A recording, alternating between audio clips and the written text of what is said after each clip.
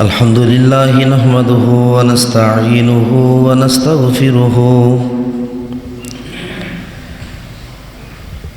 ونستغفره ونعوذ بالله من شرور أنفسنا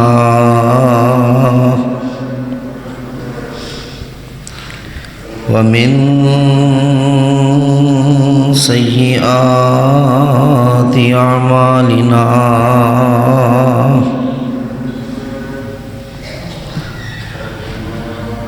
من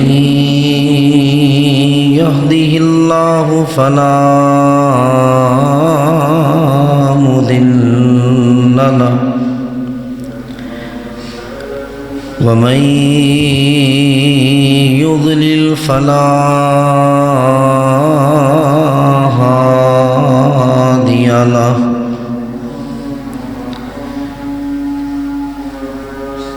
ونشهد أن لا إله إلا الله وحده لا شريك له ونشهد أن محمدًا عبده ورسوله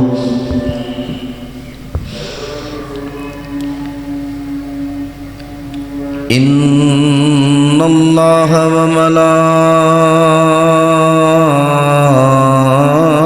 وملائكته يصلون على النبي يا أيها الذين آمنوا صلوا عليه وسلموا تسليما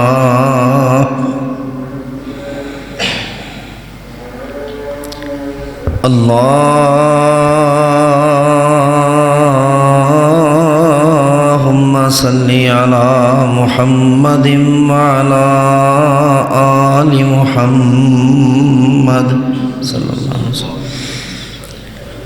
كما صليت على إبراهيم وعلى آل إبراهيم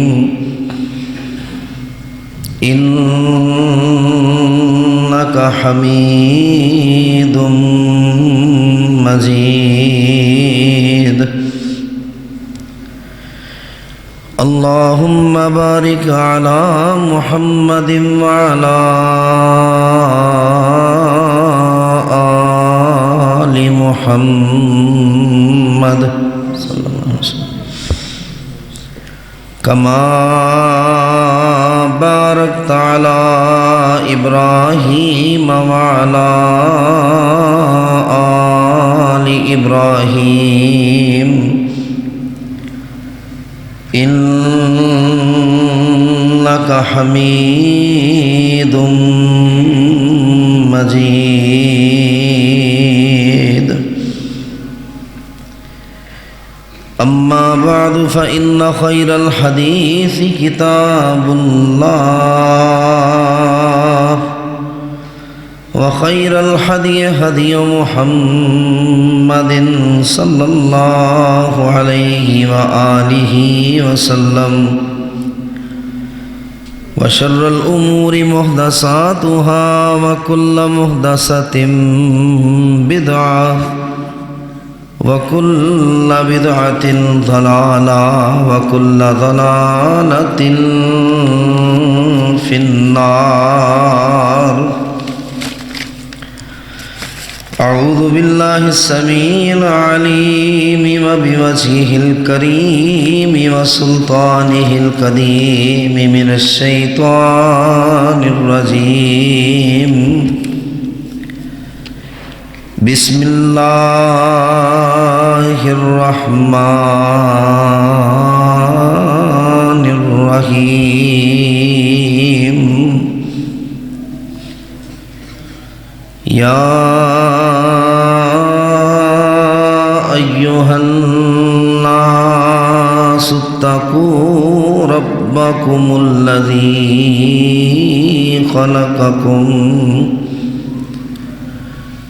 خلقكم من نفس واحدة وخلق منها زوجها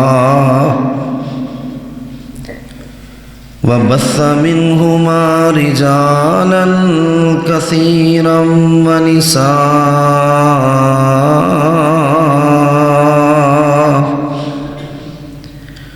واتقوا الله الذي تساءلون به والأرحام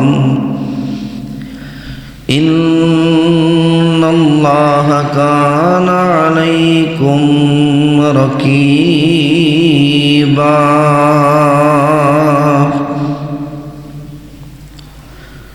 صدق اللہ العظیم۔ ہر قسم کی حمد و ثنا، تعریفات، تسبیحات، تحمیدات، تمجیدات، بڑائی، کبریائی، تنہائی، بادشاہی، شہنشاہی اللہ وحدہ لا شریک کی ذات اقدس و اکمل کے لائق ہے، جو ہم سب کا پالنے والا ہے، ہم سب کا حاجت روا اور مشکل کشا ہے۔ وہ ایک اللہ ہی ہمارا سہارا اور آسرا، اور اسی پر تمام تر ہماری امیدیں اور یقین کی انتہا ہے۔ وہی معاملات کو درست کرنے والا ہے، وہی الجھنوں کو سلجھانے والا ہے، وہی غموں کے بادلوں کو چھانٹنے والا ہے۔ حمد و ثنا کے بعد بے شمار لا تعداد ان گنت بے حد و حساب درود و سلام ہوں احمد مصطفیٰ منبع خدا، پیکر صبر و رضا، شفیع المذنبین، سید المرسلین، سید الانبیاء، سید الاتقیاء، امام الزاہدین، امام المجاہدین، خاتم النبیین، والی بطحہ جناب حضرت محمد مصطفیٰ صلی اللہ علیہ وآلہ وسلم کی ذات گرامی پر۔ عزیز بھائیوں، معززات، ماؤں، بہنوں، بیٹیوں، آج کے جمعۃ المبارک کا عنوان جو انتظامیہ سے مجھے حکم ہوا حقوق الزوجین ہے، خاوند اور بیوی کے حقوق۔ اب جب نکاح ہوتا ہے تو قرآن کی آیات تلاوت کرتے ہیں۔ ایک آیت میں نے تلاوت کی ہے، اس میں اللہ نے 2 بار اس بات کا ذکر کیا کہ لوگوں اللہ سے ڈر جاؤ۔ رشتہ کر رہے ہو، نکاح کر رہے ہو، اللہ سے ڈر جانا بدلہ لینے کے لیے نہ ہو، اللہ سے ڈر جانا نیچا دکھانے کے لیے نہ ہو، اللہ سے ڈر جانا کوئی پرانی دشمنی کا بغض نکالنے کے لیے نکاح کر کے طلاق دینے کا ارادہ نہ ہو۔ اور رشتہ داریوں کی جو بات کرتے ہو، اللہ نے پھر کہا واتقوا اللہ، اللہ سے ڈر جانا، جو تم کر رہے ہو تمہاری نیت خالص ہو،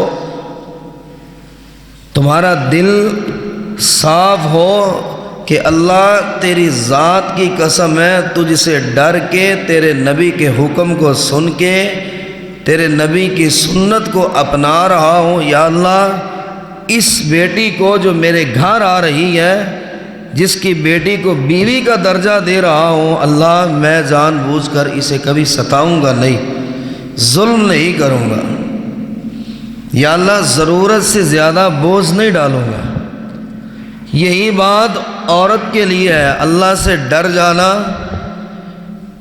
جس باپ کے جگر کا ٹکڑا اب تمہارا شوہر بن رہا ہے، اس پر زیادہ بوجھ نہ ڈالنا، ضروریات اتنی اس کے سامنے رکھنا کہ وہ کوئی غلط راستہ اختیار نہ کر لے۔ تھکا ہارا وہ شام کو گھر آئے تو یہ معاملات نہ بن جائے کہ وہ یہ سمجھنے پر یقین کرنے پر مجبور ہو جائے کہ جتنا ٹائم باہر گزرتا ہے وہ اچھا ہے، اب پتہ نہیں گھر جا رہا ہوں کہ جہنم میں جا رہا ہوں۔ حالات یہی ہیں ہر تیسرے چوتھے گھر کے۔ اور سب سے زیادہ نقصان اولاد کا ہوتا ہے۔ جو ابھی بالغ نہیں ہے وہ ماں باپ کا جھگڑا سنتے ہیں، ماں باپ کی باتیں سنتے ہیں، ہر روز گالیاں سنتے ہیں، ہاتھ اٹھانا دیکھتے ہیں۔ آپ ایڑی چوٹی کا زور لگا لیں، وہ اولاد اپنا کانفیڈنس کھو چکی ہوتی ہے، وہ کبھی سٹینڈ نہیں ہو سکتی ہے۔ بچہ ایک کورے کاغذ کی طرح، جو آپ نے لکھ دیا وہ کبھی نہیں مٹے گا، مرتے دم تک نہیں مٹے گا۔ اب ہے کیا؟ اللہ نے اب بیان کیا کیا؟ پہلے تو میری ذات کا ڈر رکھنا، تم مرد سے کہا بیوی کے حقوق ادا کرنے میں مجھ سے ڈرنا، میں نے پوچھنا ہے قیامت کے دن۔ اور بیوی سے کہا کہ نکاح ہو رہا ہے، اپنے خاوند کے معاملات کو دیکھنا، اسے ناراض مت کرنا، مجھ سے ڈرنا، میں نے قیامت کے دن تجھے بھی کٹہرے میں کھڑا کرنا۔ ہمارا ماحول آہستہ آہستہ تقریباً مغربی ماحول بن چکا ہے۔ ڈائجسٹ، ڈرامے، کیبل ڈش، کوئی گھر محفوظ ہوگا۔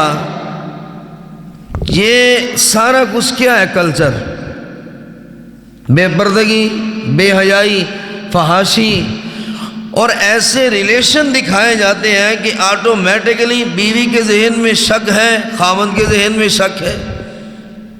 بیوی خاوند پر اعتبار نہیں کر رہی، خاوند بیوی پر اعتبار نہیں کر رہا، یا پھر انا کی جنگ لڑتے ہیں اور اولاد برباد ہو جاتی ہے کہ میں نے جو کہا وہ تم نے نہیں مانا، اب تم نے جو کہا ہے عمر بھر میں وہ نہیں مانوں گا۔ حقوق کہاں گئے؟ اطاعت کہاں گئی؟ اللہ کے رسول علیہ السلام کے فرامین کو اپنی ضد کی آگ میں ہم نے جلایا ہے، تو ہم خود بھی تو جلیں گے نا پوری عمر۔ پھر ایسا کون سا خاوند ہے جو پھر سکھ کا سانس لے؟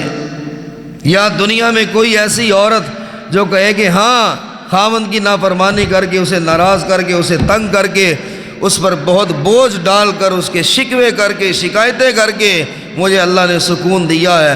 مر سکتی ہے، اللہ دل کا سکون نہیں دے سکتا۔ اللہ کے کچھ اپنے قوانین ہیں۔ رسول اللہ صلی اللہ علیہ وسلم نے فرمایا، جو عورت، شادی شدہ عورت کی بات ہے، جو عورت 5 وقت کی نماز پڑھتی ہے، جن دنوں میں نماز اس پر نہیں ہے اللہ نے اس کو معاف کیا ہے، ایام حیض میں یا نفاس کے ایام میں، جو 5 وقت کی نماز پڑھتی ہے، اپنے خاوند کی اطاعت کرتی ہے، جو وہ کہے اس پر عمل کرتی ہے، اور معاشرہ جو ہمیں بتاتا ہے، جو ہم سنتے ہیں کہ شاید کوئی قسمت والی ہو جو ہو بہو اپنے خاوند کی اطاعت کرتی ہے۔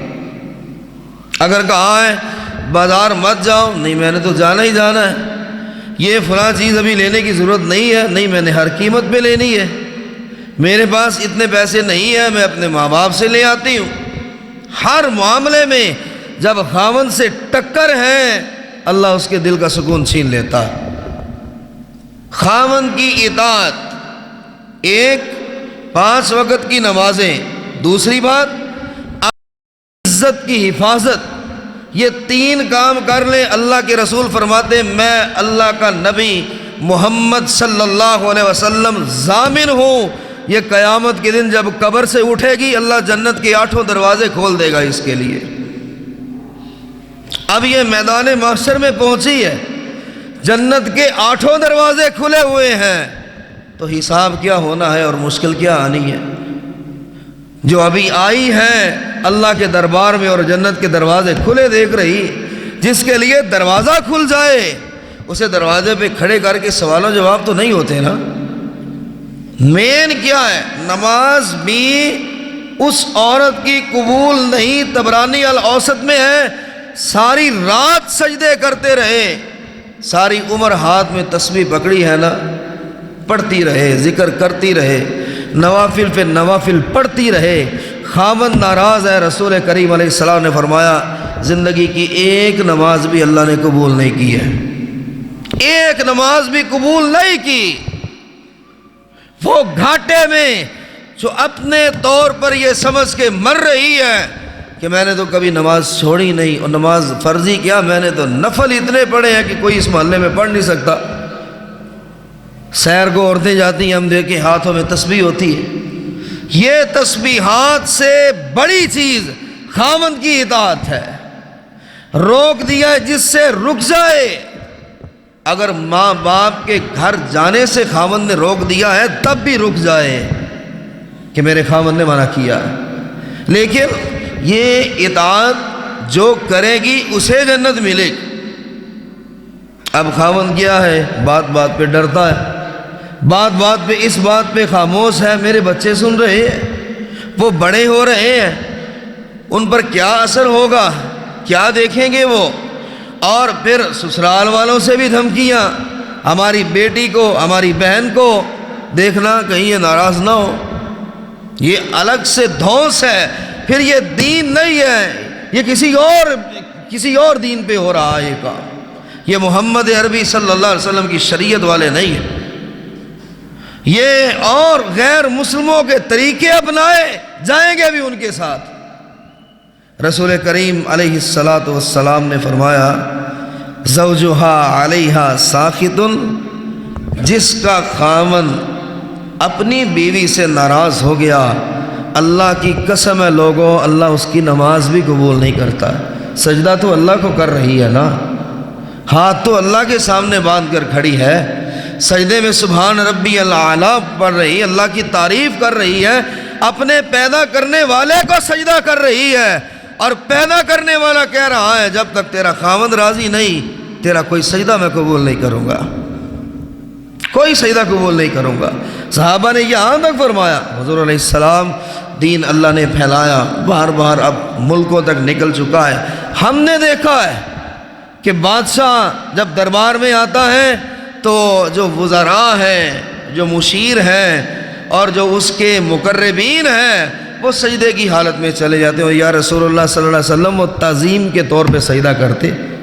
وَأَنْتَ أَحَقُّ أَن نُسْجَدَ لَكَ، اللہ کے رسول علیہ السلام آپ رسولوں کے امام ہیں، رسولوں کے نبی، رسولوں کے رسول ہیں، سید الانبیاء ہیں، ہم سب سے زیادہ حق رکھتے ہیں، کبھی ہمیں بھی اجازت دینا کہ آپ مسجد میں تشریف لائیں، ہم سجدہ کریں، اور یہ سجدہ عبادت کے طور پہ نہیں ہوگا، تعظیم کے طور پہ ہوگا، ادب کے طور پہ ہوگا۔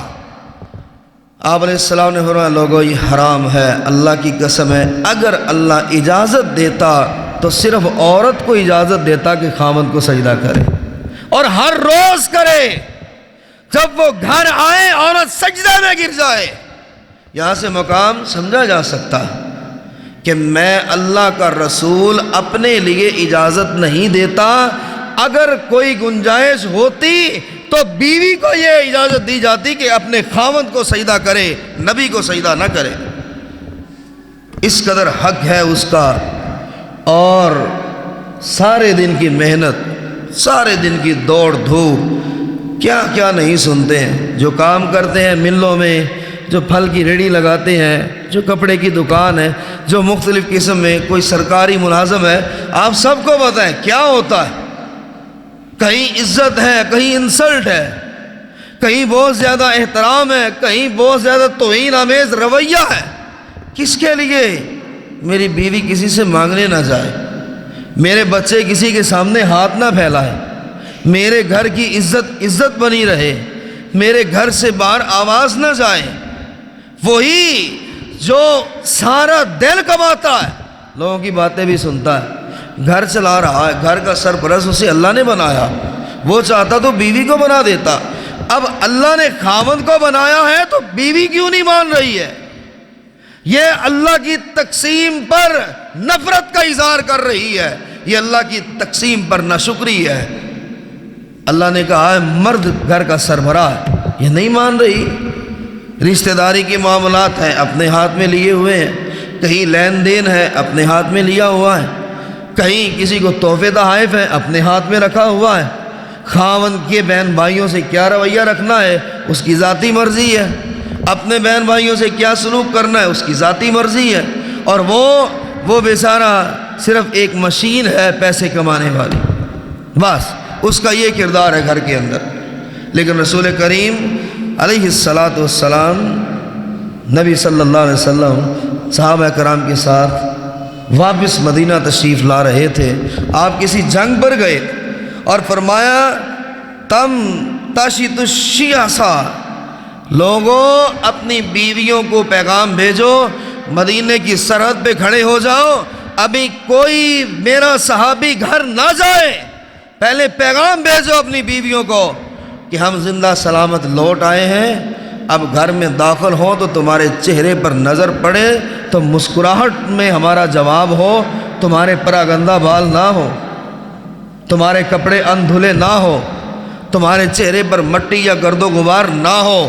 صحابہ کو روک لیا گیا، نبی رک گئے کہ بیویوں کو پیغام بھیجو، ہم آ گئے۔ اذا نظر الیہ سرت ہو، جب وہ دیکھے اس کی طرف، خاوند جتنا بھی تھکا یا جتنا بھی دکھ کا مارا ہوا گھر میں ایک قدم رکھتا ہے دہلیز کے اندر، وہ بیوی کو دیکھے تو خوش ہو جائے، وہ اپنے خاوند کے لیے تیاری کرے، بنے سورے اپنے خاوند کے لیے۔ اللہ کے رسول نے روک دیا صحابہ کو، پہلے پیغام بھیجو۔ انہیں کہا ہم اس حالت میں تمہیں نہیں دیکھ سکتے کہ لباس پرانا سا ہے اور چہرہ دھویا ہوا نہیں ہے، بال مٹی سے اٹے پھڑے ہیں، نہیں، بیوی کے لیے حکم ہے، اللہ کے رسول مدینے کی سرحد پہ روک رہے ہیں۔ انہیں کہو تیار ہو جائے، چہرہ دھو لیں، اگر خوبصورتی کا کوئی سامان مہیا ہے استعمال کرے، تمہارا خاوند تمہیں دیکھے، اسے دن کے سارے دکھ بھول جائے، اسے سفر کی ساری تھکاوٹ بھول جائے۔ اور یہ ہے بیوی جسے اسلام نے کہا ہے، وہ گھر میں آیا ہے، باہر سے بھی سنی ہے، گھر بھی سن رہا ہے، گھر سے سن کے نکلتا ہے، باہر سنتا ہے، اب وہ کیا ہوگا؟ بالآخر ایک ذہنی مریض بن جائے گا، پاگل ہو جائے گا، اور ذمہ دار کون ہوگا؟ اللہ قیامت کے دن اس عورت سے پوچھے گا۔ اور وہ عورت کہ خاوند ایک رات کے لیے ناراض ہوا ہے، جمعہ ہے، مسائل تو بیان کرنے ہیں، آٹا گوندتے ہوئے اگر خاوند اپنی بیوی کو اپنی ضرورت پوری کرنے کے لیے بلائے تو وہ آٹا گوند رہی ہے انہی ہاتھوں کے ساتھ اپنے خاوند کے پاس چلی جائے۔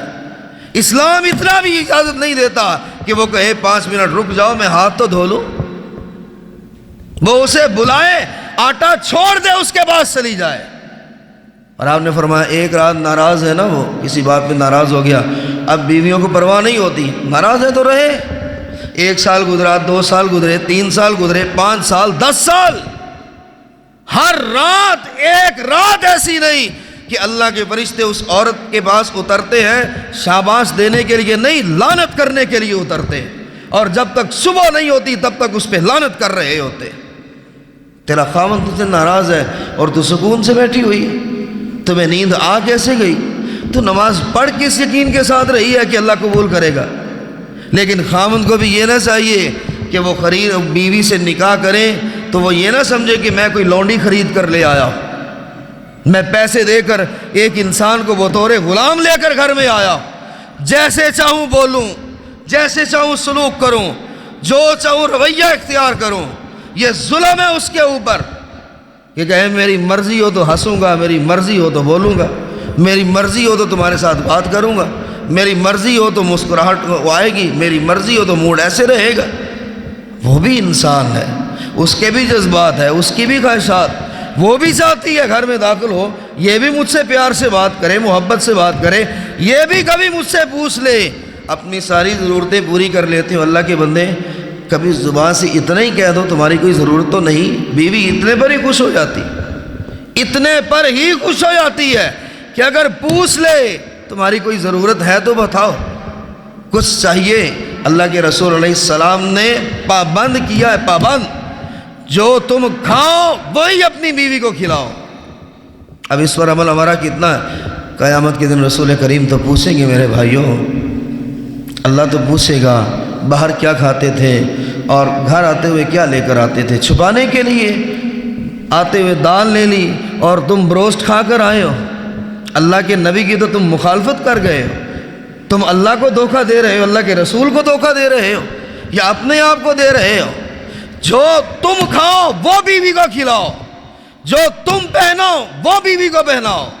جب تم کپڑے خرید لیتے ہو تو اسے بھی تو لے دو نا، نہیں لے کر دو گے تو پھر اللہ پوچھے گا تم سے۔ اب تم دنیا میں اسے دھوکہ دے سکتے ہو، دال لے آئے ہو، میں نے تو بس یہی کھایا، یہ تمہارے لیے بھی لے آیا ہو۔ رب کو دھوکہ دینے والوں سے اللہ پھر کیا کرتا؟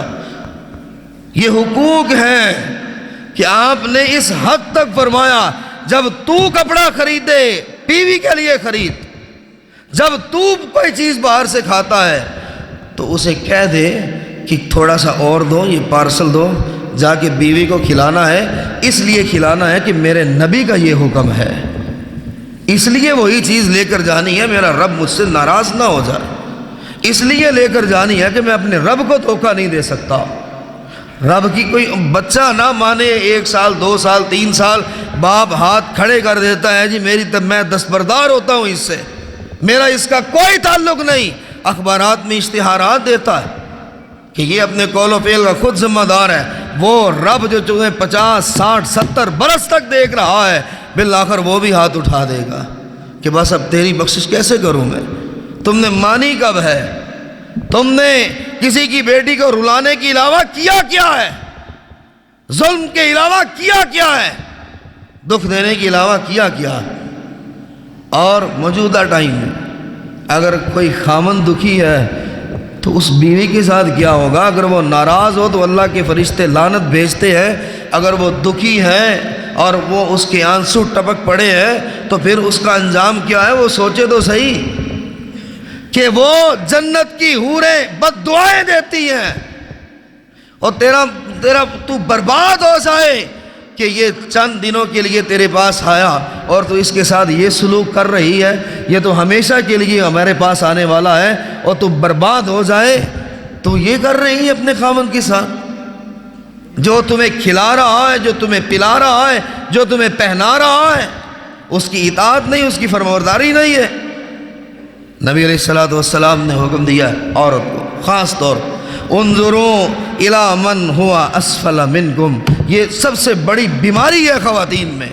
اچھا بھلا گھر بس رہا ہے، شادی کے موقع پر کسی کے گھر گئی، برتن دکھائے اس نے، یہ ذرا ڈنر سیٹ دیکھو، یہ ہمارا LED نہیں لے کر یہ دیکھو، یہ فریج دیکھو، یہ ہم نے گاڑی نہیں لی ہے یہ دیکھو، یہ اتنا دماغ اس کا خراب کر دیا جاتا ہے کہ وہ گھر آگے خاوند پہ برس پڑتی ہے۔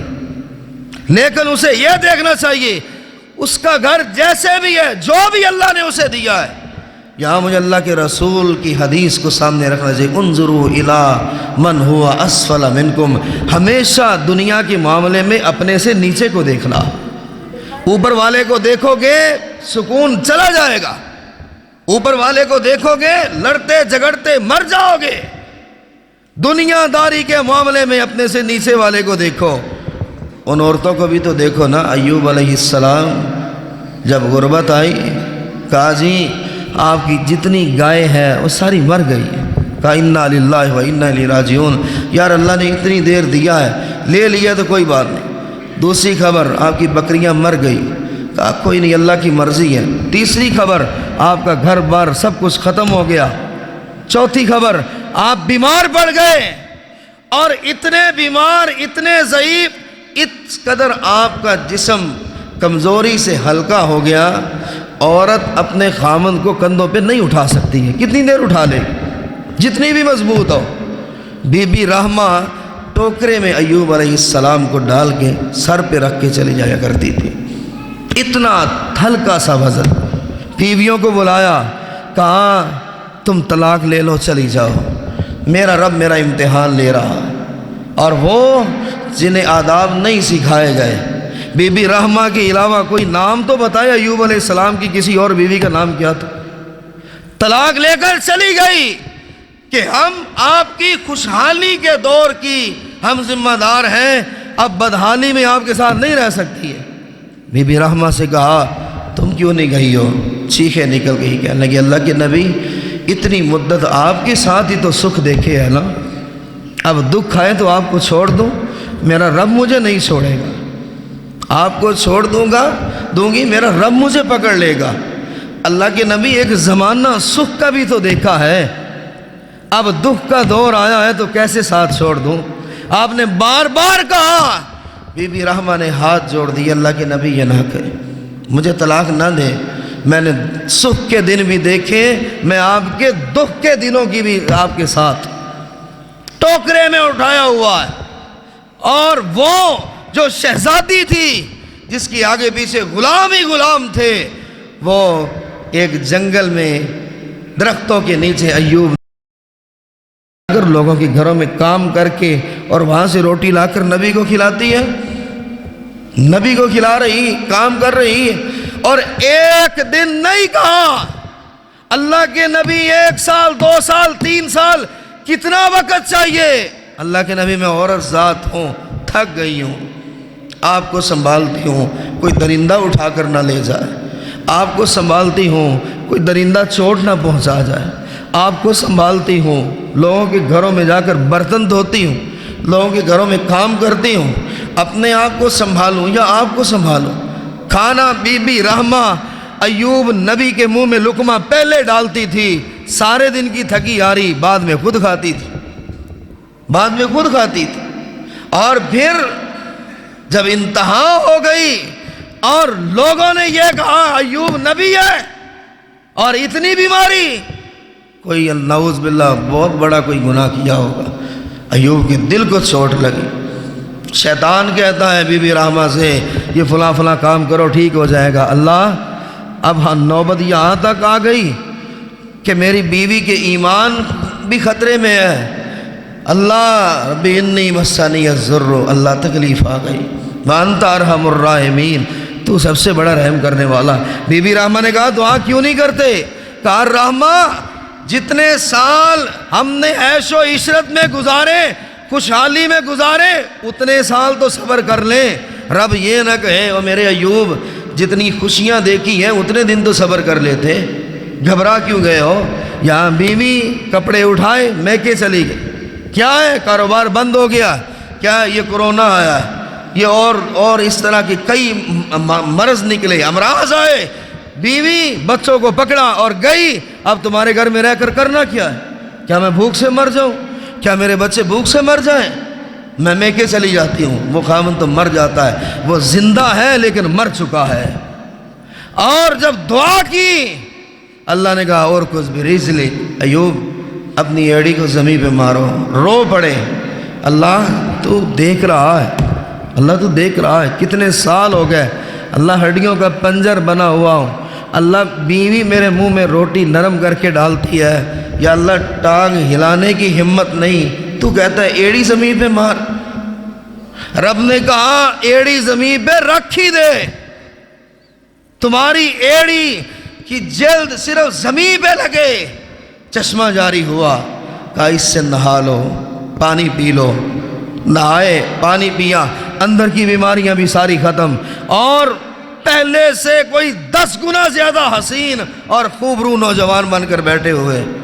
اور بی بی رحمہ سارا دن کام کاج کر کے روٹی ہاتھ میں پکڑی ہوئی ہے، اور اس عمر میں بھی دیکھا ایک نوجوان ٹیلے پر بیٹھا ہے، اس سے پردہ کر لیا اس کہا نوجوان میں تجھے جانتی تو نہیں ہوں، دل میرا مٹھی میں آ گیا ہے، یہاں میرا خامند تھا، ٹوکرا پڑا ہے، خامند نہیں ہے، اللہ کے بندے پتہ ہے کیا ہوا اس کے ساتھ؟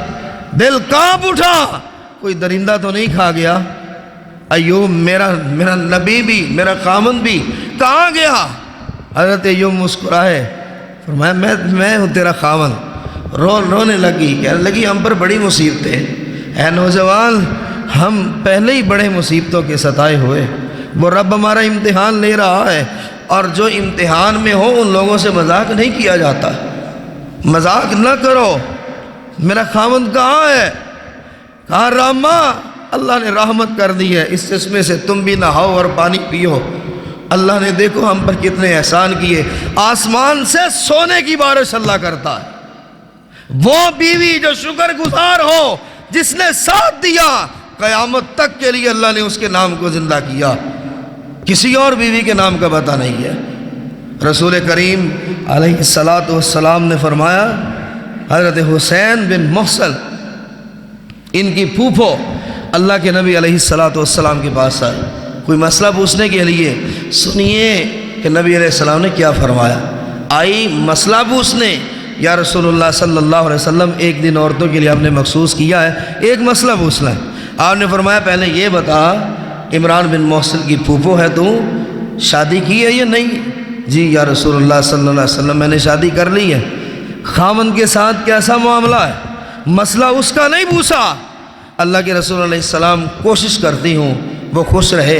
آپ نے فرمایا ہوا جنتوں کا او نارو کا، یاد رکھنا تیرا خاوند یا تیری جنت ہے یا تیری جہنم ہے، یہ تم نے طے کرنا ہے دنیا میں، یا تو جنت ہے یا جہنم ہے، اس کے آگے کوئی بات نہیں۔ صحیح مسلم کی روایت، تیرا خاوند ہی تیری جنت ہے، اسے ناراض کرے گی، رلائے گی، پریشان کرے گی تو وہ جب دنیا سے جائے گا تو جہنم کی آگ تیرے لیے تیار ہوگی۔ خاوند تیرے لیے جنت، خاوند تیرے لیے جہنم۔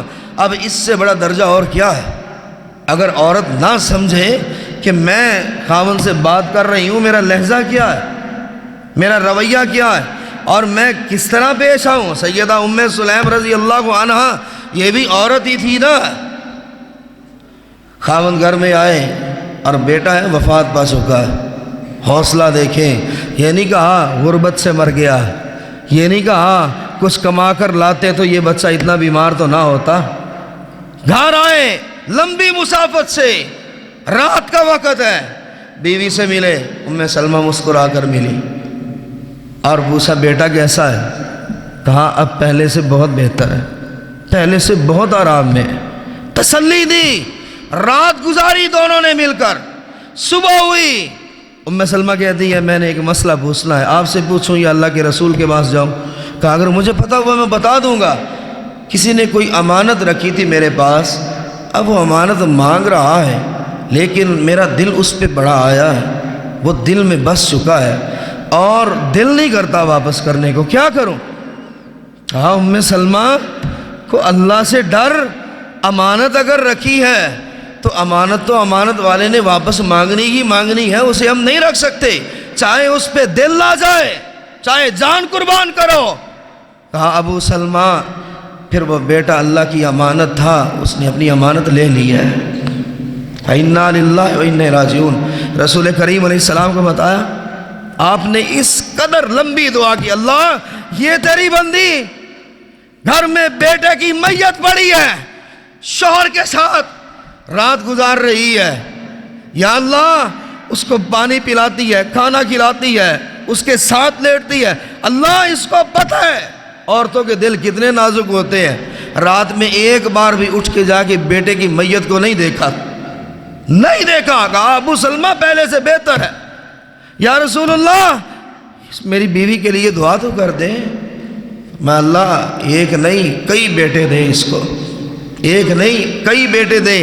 خاوند کو خوش کرنے کی وجہ سے اللہ نے 9 بیٹے دیے اور 9 بیٹے مدینہ کے سب سے بڑے قرآن کے عالم بنے تھے۔ ان 9 بیٹوں سے بڑھ کر کوئی قرآن کا عالم نہیں تھا، علوم قرآن میں ان سے ماہر کوئی نہیں تھا، ایک کے بدلے میں رب نے 9 دیے، اس لیے کہ اس حالت میں بھی کہ بیٹے کی میت پڑی ہے، خاوند تھکا ہارا سفر سے آیا ہے، اس کو تھکاؤ نہ، اس کو پریشان نہ کر، یہ نہ ہو رات بھر اسے نیند ہی نہ آئے، یہ نہ ہو یہ بیمار ہو جائے، جب بیٹے کی موت کا سنے گا تو کس باپ کو نیند آئے؟ سارا بوجھ اپنی ذات پہ لیا، وہ رات کیسے کاٹی ہوگی؟ یہ بیویاں ہوتی ہیں۔ اور رسول کریم علیہ السلام آپ نے فرمایا لا ينظر اللہ الی امرأۃ لا تشکر لزوجہا، لوگوں جنت تو دور کی بات، اللہ رحمت کی نظر سے بھی اس عورت کو نہیں دیکھے گا جو اپنے خاوند کا شکریہ ادا نہیں کرتی۔ اور ہم سوچیں اپنے اپنے دل میں کس کی بیوی ہے جو ہر روز اپنے خاوند کا شکریہ ادا کرتی؟ میں آپ کی مشکور ہوں، میں آپ کا شکریہ ادا کرتی ہوں۔ اللہ نے مجھے حکم دیا ہے آپ کا شکریہ ادا کرنے کا۔ آپ سارا دن گئے، رات کے وقت آپ گھر میں آئے، میں آپ کی مشکور ہوں، آپ کی شکر گزار ہوں۔ اور بات کیا ہے؟ جس سے سنا، جس ملک کے جس شہر میں گئے، وہ کہتا ہے میں تھکا ہارا آیا ہوں۔ جواب ملتا ہے میرے پاس بھی تو بچے ہیں، میں بھی تو تھکی ہوئی ہوں، میرے پاس یہ بچے سنبھال کے دکھاؤ تو صحیح۔ یہ سوالات ہیں، یہ جوابات۔ نبی کا حکم یہ ہے، جس نے شکریہ ادا نہیں کیا جنت تو بڑی دور رہ جائے گی، اللہ رحمت کی نظر سے دیکھے گا بھی نہیں اس کو۔ آپ کسی شخص کے بارے میں کہیں میں اسے دیکھنا بھی پسند نہیں کرتا، کیا وہ آپ کے گھر داخل ہو سکتا ہے؟ کبھی نہیں ہو سکتا۔ آپ کے بچے کبھی اسے آپ کے گھر میں نہیں لائیں کہ ہمارا باپ اسے دیکھنا پسند نہیں کرتا، یہ ہمارے گھر نہیں آ سکتا، گلی سے بھی نہیں گزر سکتا۔ اور رب جسے دیکھنا پسند نہ کرے اسے جنت کیسے دے گا؟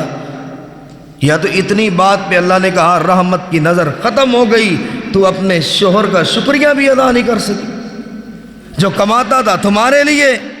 اور اب کوئی ڈاکٹر ہے عورت، یا اسے کوئی ملازمت مل گئی، اب وہ مرد ہے اور جو اس کا مرد ہے وہ عورت بنا ہوا ہے، وجہ صرف پیسہ ہے۔ مجھے کیا ہے تمہاری پرواہ، میں خود کماتی ہوں، میری جاب ہے، میں اسکول ٹیچر ہوں، میں ڈاکٹر ہوں، میں انجینئر ہوں، میں فلاں ہوں، میں فلاں ہوں۔ کیا پیسہ کمانے سے وہ سارے حقوق سلب ہو گئے؟ کیا رسول اللہ کی اہمیت نہ رہی چند پیسوں کی وجہ سے؟ کیا اللہ کی ذات کی اہمیت نہ رہی کہ چند پیسے تمہیں دے تو وہ رب رہا ہے جو ڈیوٹی کرتی ہے، ڈاکٹر ہے، اب اس کا خاوند ایک غلام سا بنا ہوا ہے، بھگاتی ہے، یہ لے کے آؤ، فلاں لے کے آؤ، دوستی آئی ہے، اور وہ سوچتا ہے یار میں غلام ہوں یا اس کا خاوند ہوں، اور ہر بات پر یہ دھونس کہ میری کمائی اپنی ہے، میری تنخواہ سے گھر چلتا ہے۔ تمہاری تنخواہ سے گھر چلیں پھر بھی تیرا خاوند ناراض ہو تو اللہ کے فرشتوں کی لعنت تم پر ہی آئے گی، چاہے ساری زندگی اس کو کھلاؤ، اگر وہ ناراض ہے، اس کی فرما برداری نہیں، تو پھر اللہ تمہیں جنت کی خوشبو بھی نہیں پانے دے گا۔ تم ڈاکٹر بن کے، اسکول ٹیچر بن کے سمجھتی ہو کہ تم بہت بڑی ہو۔ یہی حکم یہی خاندانوں کے لیے بھی ہے۔ اور تم بھی رحم کرو، جان بوجھ کر نہ مارو، جان بوجھ کر ظلم نہ کرو۔ وہ بھی محتاج ہے، اس کا بھی دل چاہتا ہے میرے گھر میں داخل ہو، میری طرف دیکھ کر مسکرائے، اس کا بھی جی چاہتا ہے میرے پاس بیٹھے، پیار محبت کی باتیں کرے میرے ساتھ، اس کا بھی جی چاہتا ہے مجھ سے بھی پوچھے تیری ضروریات کیا۔ وہ بھی دل میں کڑتی نہ رہے، قیامت کے دن تم بھی اللہ کے دربار میں پکڑے جاؤ۔ اور جو تمہارے حق میں آئی اور قرآن کی آیاتیں پڑھی گئی تھی کہ اللہ سے ڈرنا، پھر ڈرے تھے اللہ سے، پھر بیوی کو بیوی سمجھا تھا یا لونڈی سمجھا تھا؟ اور بازو توڑ دیتے ہیں، ٹانگیں توڑ دیتے ہیں، تھپڑ پہ تھپڑ مارتے ہیں، ناشتے میں گالیاں، دوپہر کے کھانے میں گالیاں، رات کے کھانے میں گالیاں۔ ہم نے دیکھا ہوا ایسے لوگوں، یہ لوگ جو انصاف نہ کر سکے، کیا یہ جنت میں چلے جائیں گے؟ جس نے اپنے جگر کا ٹکڑا تمہیں دیا، رسول کریم علیہ الصلاۃ والسلام، اللہ اکبر، بات کیا فرمائی؟ لو تعلمن بحق ازواجکن علیکن لجعلت المرأة منکن تمسح غبار من قدمی زوجیہا بخدودہا۔ ماں عائشہ کہتی ہیں عورتوں، تمہیں رب کی قسم ہے اگر پتہ چل جائے خاوند کا مقام کیا ہے تو تم اس کے پاؤں پر جو مٹی لگی ہے نا، رزق کمانے کے لیے جو گیا ہے، اللہ کی قسم ہے تم اپنے رخساروں کے ساتھ اس کے پاؤں کی مٹی کو صاف کرو اگر تمہیں پتہ چل جائے خاوند کا حق کیا ہے۔ ماں عائشہ کے الفاظ ہیں، اگر تمہیں اللہ بتا دے کہ خاوند جو روزی کی تلاش میں باہر نکلا ہے اور تم اس کے قدموں پر پڑنے والی مٹی کو اپنے رخساروں سے صاف کرو گے، یہاں تو شاید 100 میں کوئی ایک ہی ہے جو ہاتھ کھڑا کر کے کہے میں ڈیلی جاتا ہوں، جب واپس آتا ہوں میری بیوی میرے پاؤں دھوتی ہے، میری بیوی میری خدمت کرتی ہے۔ شاید کوئی کہے، کیوں؟ یہ سوچیں کہ ہمارا راستہ کون سا ہے، راستہ ٹیڑھا ہوا تو وہ جہنم کی طرف جا رہا ہے، جنت کی طرف نہیں جا رہا ہے۔ اور رسول اللہ صلی اللہ علیہ وسلم، آپ نیک عورت کا خاوند، جب ناراض ہوتا ہے نا عورت نیک ہے تو بھلا کیا کہتی ہے؟ اللہ سے ڈرتی ہے، نماز پڑھتی ہے، روزے رکھتی ہے، سارا دن قرآن پڑھتی ہے، کسی بات پر اختلاف ہوا، عورت نیک ہے، اسے دین کا پتہ ہے، اب اسے پتہ چل گیا میرا خاوند چپ بیٹھا ہوا ہے لیکن ہے مجھ سے ناراض، وہ کیا کہتی ہے؟ وہ کہتی ہے ھذہ یدی فی یدک لا اکتحل بغمز حتی ترضی واللہ، مجھے میرے اللہ کی قسم ہے اے میرے شوہر، یہ میں اپنا ہاتھ تمہارے ہاتھ میں دیتی ہوں اور مجھے میرے رب کی قسم ہے جب تک تو مجھ سے راضی نہیں ہو جاتا میں پلکیں بھی نہیں جھپکاؤں گی۔ اٹھنا تو دور کی بات ہے تمہارے پاس سے، یہ تمہارے ہاتھ میں میرا ہاتھ ہے، میں پلکیں بھی نہیں جھپکاؤں گی اس وقت تک جب تک تم مجھے مسکرا کر نہ دکھائے، جب تک تم مجھ سے راضی نہ ہو جائے۔ یہ ہے نیک عورت جسے اللہ نے جنت دینی، اور یہ کہتی ٹھیک ہے نہیں تو نہ صحیح، ایک دن ہے، 2 دن ہے، سال گزر گیا نہیں تو نہ صحیح، لیکن یہ تو سوچو سال بھر میں جو ہر رات اللہ کے فرشتے اترتے رہے ہیں، وہ جو لعنتیں بھیجتے رہے ہیں، ان کی تعداد تو گنو کتنی ہو گئی۔ اور جو جان بوجھ کر بیوی سے ظلم کرتا ہے وہ ذرا سوچے کہ اللہ کے فرشتے اسے کیا کہہ رہے کہ تو نے رب کے پاس تو آنا ہے نا، اور تو جو اتنا تکبر کرتا ہے، چیونٹیوں جتنا اللہ تمہیں جسم دے گا، لوگ تمہیں روند کر گزر جائے گی۔ چیونٹی کتنی ہوتی ہے؟ چلتے ہوئے پتہ نہیں چلتا کتنی چیونٹیاں پاؤں میں ہے۔ اور متکبر آدمی پیسہ ملا بیوی پہ ظلم کرتا ہے، اللہ چیونٹی کے برابر تیرا جسم کرے گا، لوگ رونتے ہوئے تمہیں گزر جائیں گے۔ ذرا حساب تو لگائیں کہ آدمی ہے اس کے اوپر سے بلڈوزر گزرے تو اس کی حالت کیا ہوگی؟ میدان معاشر وہ کروڑوں اربوں کھربوں لوگ جب تمہیں اپنے پاؤں کے نیچے سے مسلتے ہوئے جا رہے ہوں گے تو تمہاری حالت کیا ہوگی؟ درد کی شدت کیا ہوگی؟ رسول کریم علیہ السلام نے فرمایا کہ اگر خاوند کے نتنوں سے زخم کی وجہ سے ریشہ بہہ رہا ہو، پیپ بہہ رہی ہو، اور وہ عورت سے کہے کہ مجھے تکلیف ہوتی ہے، ہاتھ سے صاف نہ کرو، زبان سے کرو، اللہ کی قسم ہے شوہر کا حق تب بھی ادا نہیں ہوتا کہ اگر اس کے نتنوں سے بہنے والا خون یا ریشہ وہ اپنی زبان سے صاف کرے۔ کیوں کہ سے میرا سرپرست بنایا، اللہ نے مجھے یہ حکم دیا ہے، اور اللہ کسی پہ ظلم تو نہیں کرتا ہے۔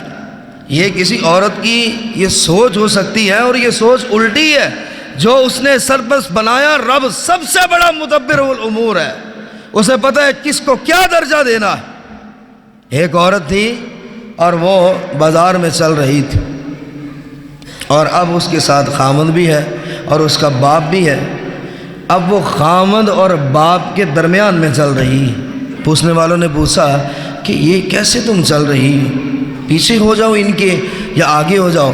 کہا آگے باپ ہے، باپ کی میں توہین نہیں کر سکتی کہ باپ کے آگے آ جاؤ، اور پیچھے میرا خاوند ہے، وہ میری حفاظت کے لیے ہے، میں خاوند سے پیچھے نہیں جا سکتی کہ کوئی اور میرا جسم دیکھے، میں اس لیے باپ اور خاوند کے درمیان میں چل رہی۔ یہ ہے جنہیں رب نے جنت دینی۔